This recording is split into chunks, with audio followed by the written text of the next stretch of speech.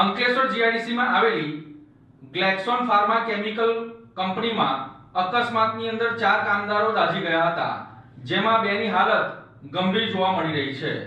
અંકલેશ્વર જીઆઈડીસીમાંથી એક ગંભીર ઔદ્યોગિક અકસ્માતના સમાચાર સામે આવ્યા છે।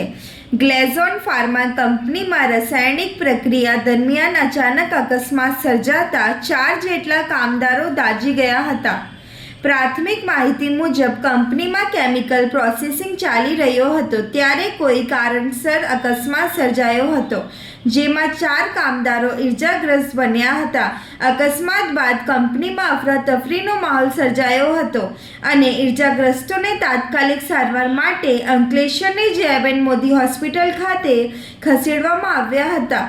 જો કે 4 પૈકી 2 કામદારો વધુ દાઝી ગયા હોવાથી તેમની ગંભીર હાલતને ધ્યાનમાં રાખી વધુ સારવાર માટે વડોદરાની ખાનગી હોસ્પિટલમાં રિફર કરવામાં આવ્યા હતા। હાલ બંનેની સારવાર ચાલી રહી છે। ઘટનાની જાણ થતાં જ અંકલેશ્વર જીઆઈડીસી પોલીસનો કાફલો કંપની ખાતે પહોંચ્યો હતો। પોલીસે અકસ્માતના કારણો જાણવા માટે સ્થળનું નિરીક્ષણ કરી સઘન તપાસ શરૂ કરી છે। અકસ્માત પાછળ ટેકનિકલ ખામી, સલામતીના નિયમોમાં બેદરકારી કે અન્ય કોઈ કારણ જવાબદાર છે કે નહીં તે દિશામાં તપાસ હાથ ધરવામાં આવી રહી છે।